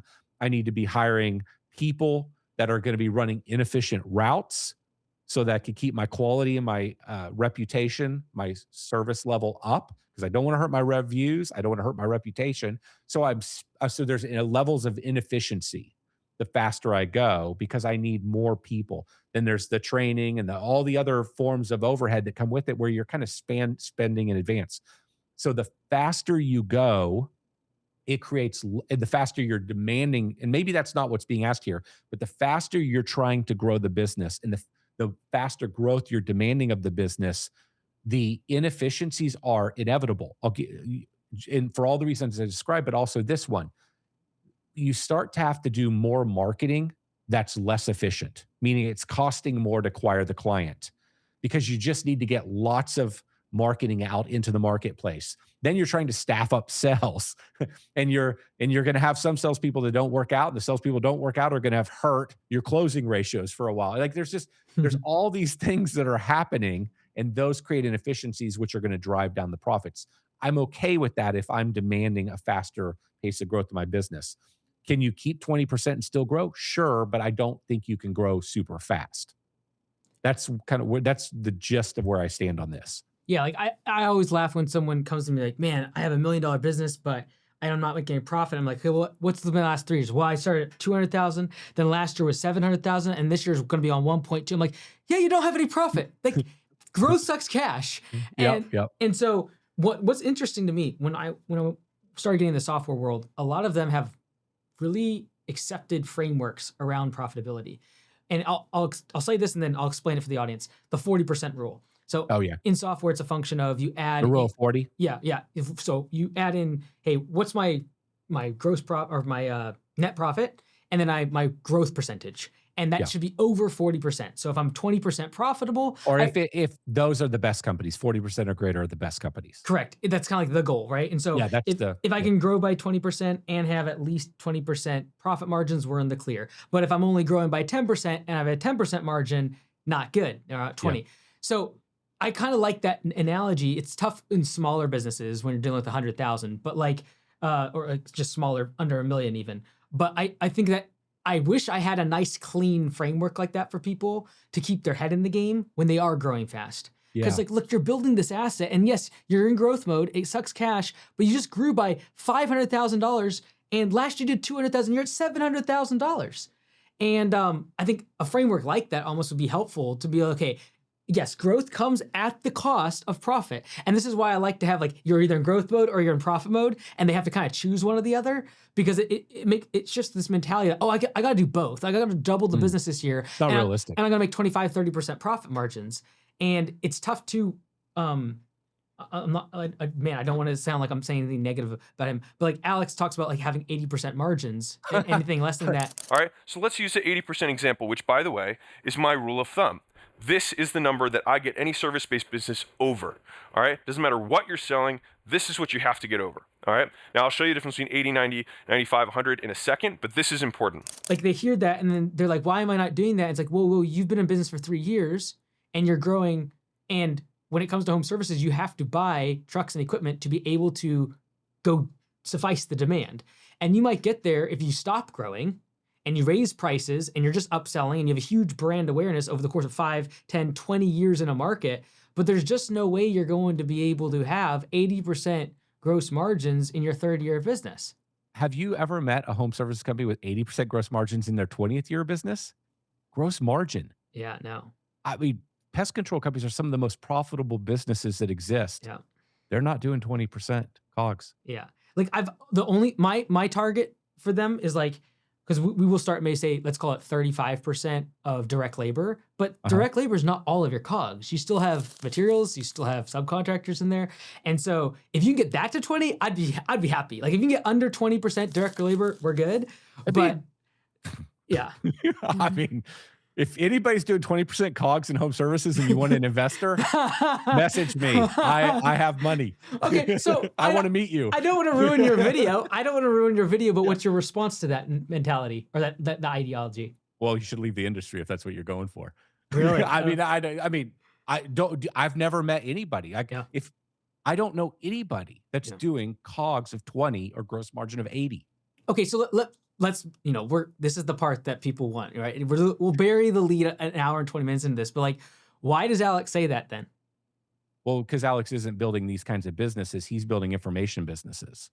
And so that's his frame, much like my frame. And I haven't thought through all my points on this. This one just, I haven't thought through like, what am I going to even say in the video? I literally dropped this in Trello last week. And I remember that this is like, I think this is one of the earliest pieces of content I ever saw from him. And I've never forgotten it. Because I don't watch a ton of his videos. So I haven't seen so this must go back a bit. And it came to mind again the other day. I was like, this is a good video. I don't know why. So anyway, so I haven't thought through all my points, but the gist of it, I think we all come from a place of what have we built? Like that's our level of knowledge. And so we try to apply that to other industries. I'm very fortunate that I've been in coaching and cleaning and lawn care and software. And that was in logistics in the very beginning, in technology and logistics, the first company John and I built. I've been in healthcare with the software thing. I've done all these things. So I've seen all these different businesses and business models. And so if you think about where Alex came from, he literally came from pretty close to one of the single most profitable businesses that exists, period. Like, period. And those are the information businesses. He was essentially in an information business. They're ridiculously profitable. Most guys build their information coaching type businesses to $1 million, 500,000, 2 million. He built his to like, I don't even remember what the revenue was. Did he make like 17 million a year or something? Like nobody does that. Like it's a total anomaly, but that is, and he did that on not that much more gross revenue. And so you have a very low head count inside those organizations. They're very, very scalable. Software even makes the promise of these incredibly high gross margins. The funny thing is, if you look at most software companies, that's the promise, but that's not the reality. Like almost none of these software companies actually do that. Yeah. It's like, hey, in 12 years, if we spend $100 million and we lose money for 12 years, we're going to achieve these gross margins. But even then, it's not real. And this is like inside baseball here. And then one of the ways you get to those numbers is because of the way you classify your R&D. Right. So when you're developing your software, there's building software, and then there's the maintenance of the software. Mm-hmm. Like, okay, I'm writing this new feature, and then I got to keep that feature working. And there's these ways with like games that you're not going to probably play, or I'm not going to play. Like, who cares? Where you could classify your building of the software completely different and doesn't go against your gross margin. Yep. Like, but that's still money. It's like, to the average guy, it's like, that's still money I had to spend. It came out of my pocket. And so there's games. I got a little off in the weeds there, but like, I just don't know many businesses that are producing this kind of gross margin. And I do not know any of them in home services. I'm sure they exist, but I can't. In Service Autopilot, we had so many different types of businesses that were our clients. I have crossed different industries. I can't ever remember anybody that achieved such a thing. Or somebody might say, well, I have those types of gross margin and they have a smaller business, but they're not including them in a realistic salary. It does. So that, again, I'll eventually, maybe I won't record the video now that we've had this conversation, but I never fully thought through the points other than to say, if anybody's going for this and this is their expectation, they're going to think they're a complete loser. Yeah. And they're not. It's just not reality. Mm-hmm. Yeah, that's the part. That's my only qualm with it, because I'm all for, like, let's optimize this thing, make it better, go for a number that might be unachievable, but it's the fact that people then think they're the problem, or that's what got me going on the whole thing. Why I wanted to do it, or they think that there's something wrong with this industry, and so they should go do the coaching thing. Yeah. And I always say, like, hey, have you ever tried to get a sponsor for $5,000? You go out tomorrow and get a job for $5,000 and make a lot of money. It's not easy. Like, the whole coaching thing and information thing sounds great until you go try to make videos or get people to sign up for your coaching thing, and all of a sudden, it's not so easy.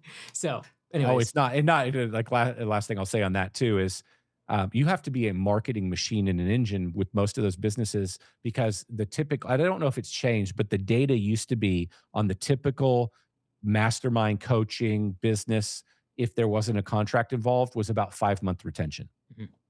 People, it's a revolving door. And so, some of the stuff that Alex pulled off, that is his frame of reference that he talks about, it's kind of back to what you said. It's like around the $1 million business versus going big. It's like, I know almost nobody that could pull that off. And it might be hard. I think he's kind of pulling it off again, frankly, but like almost nobody pulls this off. He is a marketing machine, and he's proven he's better than everybody else. And he's in a very, very specific kind of business.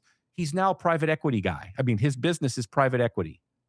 Again, one of the single most profitable businesses that exists, the way he's approaching it. Like, he's very good at picking the most profitable things to go into. And it's just not going to be the case for us. And to think that we should choose that industry because of that is where I think the flaw is. Well, I should get into private equity. Like, have you ever gone into these rooms with these guys? They're smart. They're very really smart.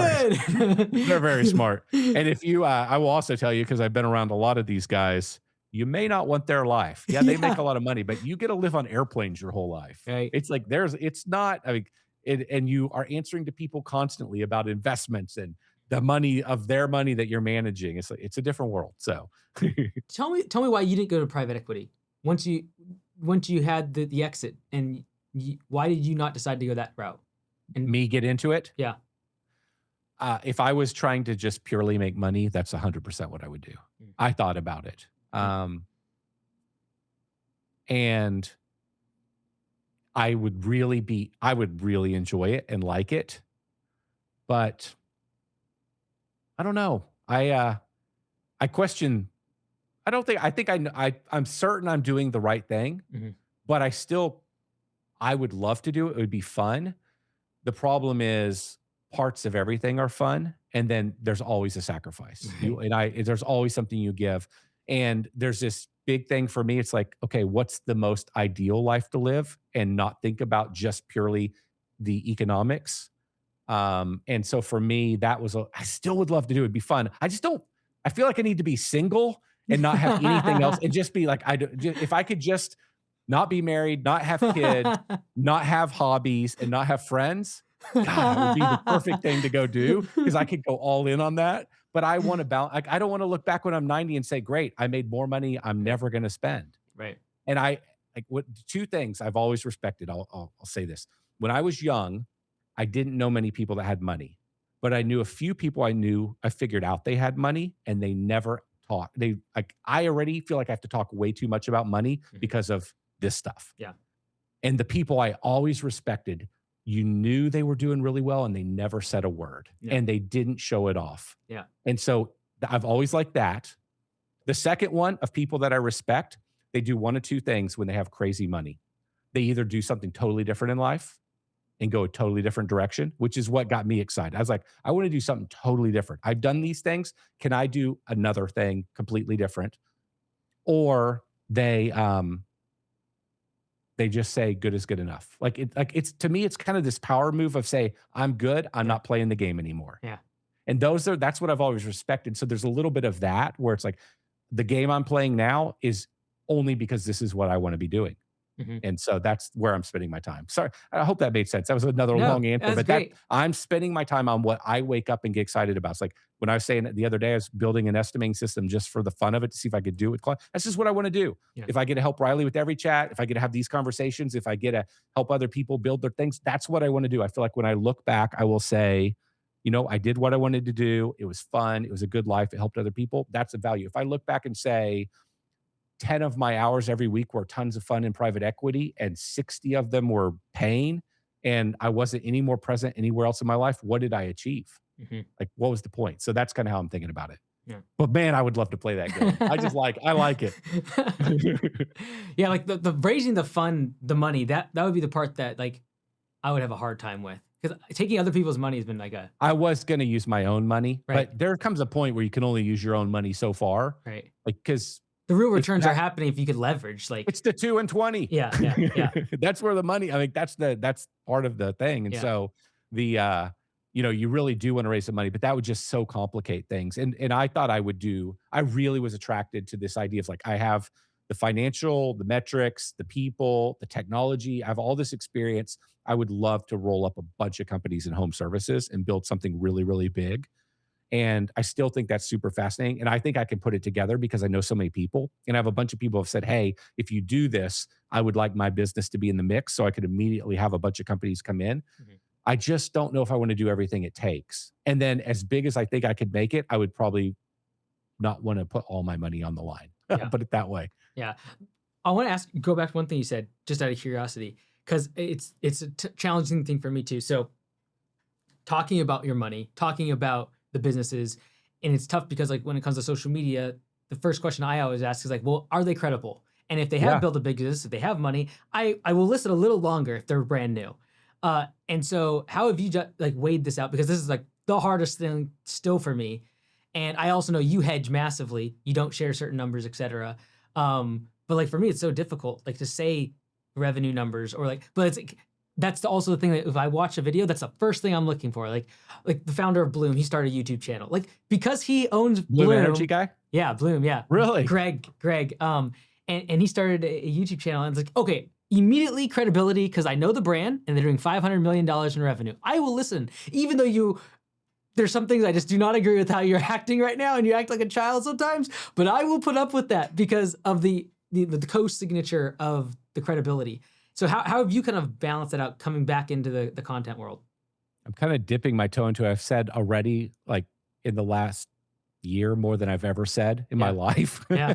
And I it's still a struggle. Like some days I'm just like, I'll just start saying more. And then our days like, nope, this is who I am. So I'm still going back and forth, but I am certain that you need to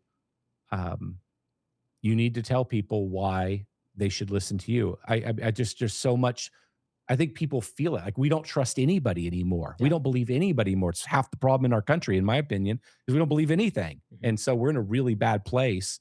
And so people are not trusting. And I think, people talk these big games, like I got whatever, they'll say stats that aren't even totally legit. They make stuff up. So I think it's important to say what you've got and then back it up so I believe that. And I think that is key. And the guys that are really successful, they all do it. Yeah. They all do it. Yeah. And so I think where I'm arriving at is I'm slowly saying a little bit more. I'll probably never say it all, but I'm saying more. But the line I've decided I will not cross is I'm not going to start showing off all my cars and all my stuff. When I see that, and I've got friends that are playing that, like friends are playing that game. It's like, and they make arguments to me like why that makes sense. And they're right. I mean, it works. I just can't do it. That's when I feel like I won't be sincere. I don't know. I still struggle with it is the answer. I haven't arrived at my conclusion. Okay. All right. Well, let's pivot to the last question. We're talking about debt. Should you use it to grow faster? I'll tee this one up. Okay. We've talked a lot about growth, increasing your risk appetite, obviously, when we add debt into the equation. Is this a yes, no answer for you? I know you're more conservative. Or is it more a matter of how fast are you growing and what size of business are you at? Used to be a yes, no, and I've evolved my opinion with a lot of warnings. You want me to expand on that? Yeah, give me the warnings. Sometimes I feel like I get going off on these tangents and I talk too much. So,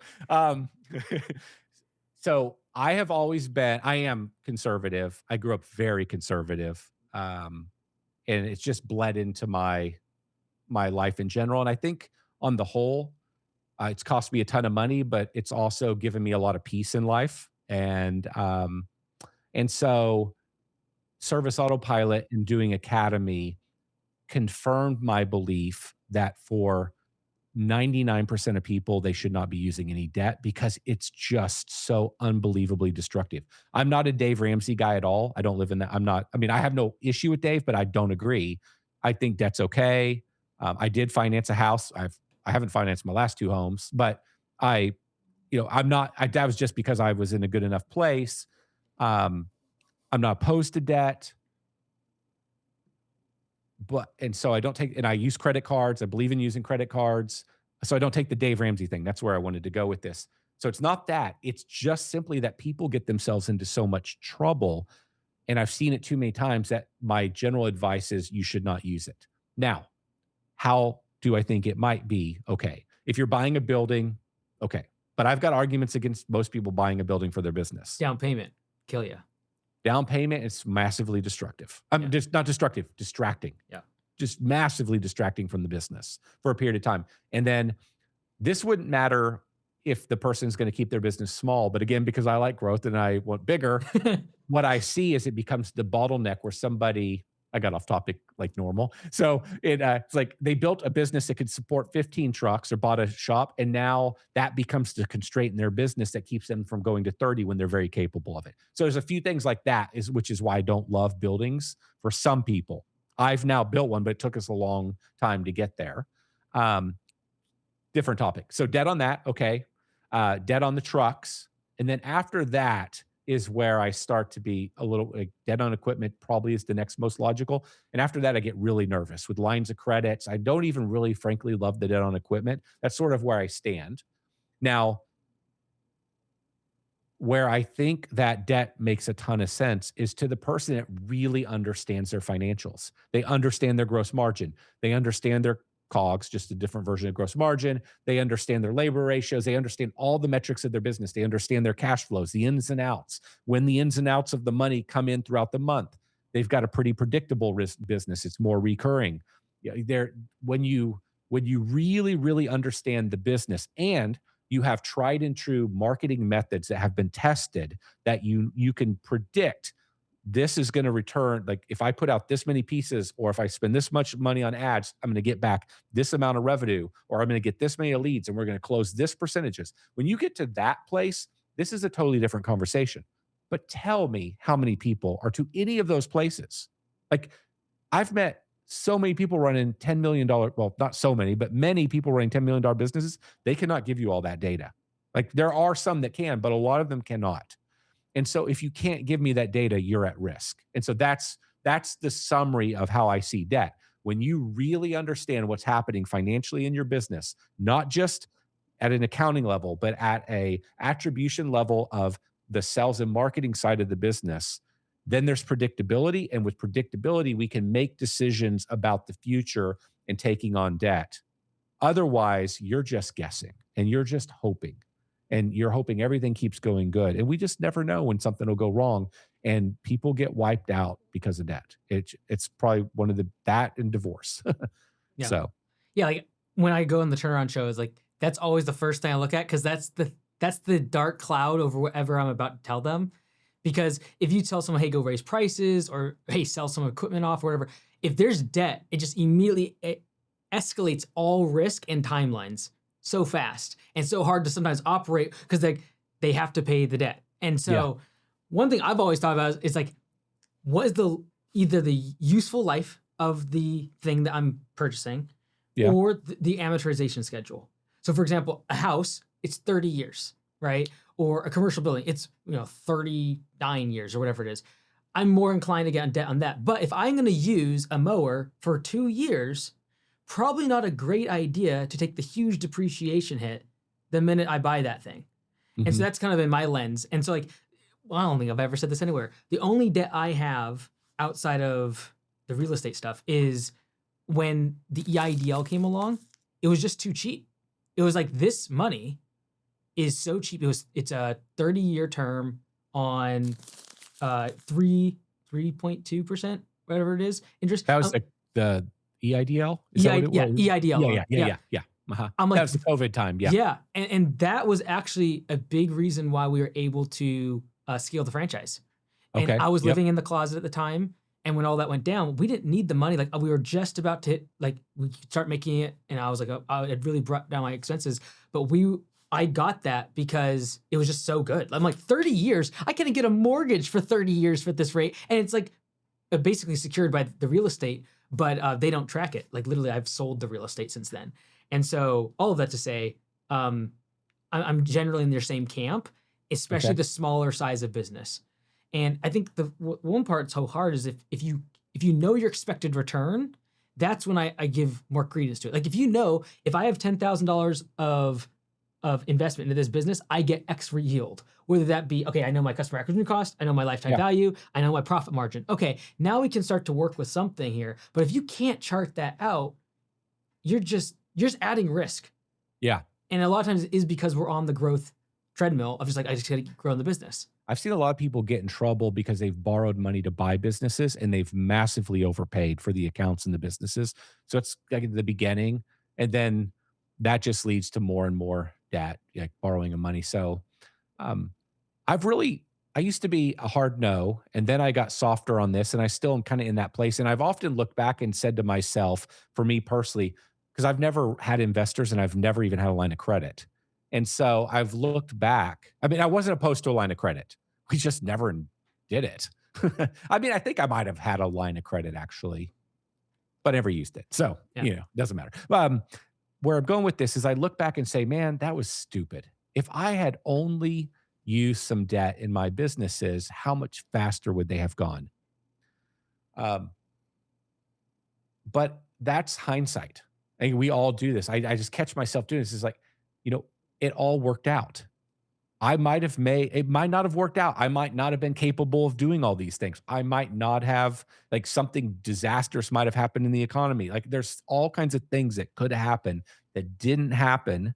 And that's why it worked out. We don't know what's coming in the future. You just never know. And so for that reason, I think you play a more conservative game, but you don't have to necessarily be 100% debt free. My other litmus test is if you're jumping through hoops to try to get the debt, that's a problem. Red flags. Bad sign. If you're like, hey, okay, so I'm going to borrow from this bank account and I'm going to use that for the down payment. If the bank just doesn't just give you the money, then you're probably not ready for the debt. Like, it's just a good litmus test. Yeah. I've seen so many people like, okay, well, my parents are giving me 20 grand and then that's the down payment. And then I'm going to get 80 grand of debt. It's like, whoa. If you don't have the down payment, that might be a good inclination. You shouldn't be getting the debt. So I see people jumping through hoops or like using credit cards in a fancy way to try to like pay off things. It's like, that's where I get scared. Yeah. I'll say one more thing. The beauty of getting to be an entrepreneur and getting to build a business is you get to build, kind of summing up what we talked about today, you get to build the business that you want to build to the size that you want to build. You get to hopefully do inside the business the things that give you energy and make you happy and you enjoy, and you're going to get better and better at them, and hire other people to do the things that you don't want to be doing. And that all of that is wonderful. You get to be your own person. But then if you layer in never-ending stress because you're making decisions that keep you up at night, that make you live in a state of fear, then what have you accomplished? And so there's this element where I would argue, and I think it was a little bit of my story, by not taking some of the risks. Yes, I went slower and it could have been bigger and better, but I think there's this element that you consider, how can you optimize your life for peace? How can you, like, you got all these other gifts. You're in business. You get to build the business the way you want. You get to do the things you want to do. the other leg is now let's build it in such a way where, yeah, maybe it'll be a little bit slower, but every night you sleep pretty good and you're not stressed out and you're not always angry and you're not always unhappy. And, that's a better way to go. And so for many, the debt makes that impossible. Absolutely. So Well, that's everything I had on the docket for us today. awesome. You have anything else that you think we should That's all add? we got. The Sultan of Service is Sultan of Service. That's where we're at right now? Yeah, that's where we're at now. We haven't got any other better. Okay. Until we hear from a better idea. That's what we're sticking with. Okay. All right, cool. So, and I'm curious. I'm watching the comments from the videos. So if somebody has something different, I want to hear. So yeah, cool. We'll see what you guys say. So thanks for watching. Thanks for tuning in. That's where we're at. We'll see you guys.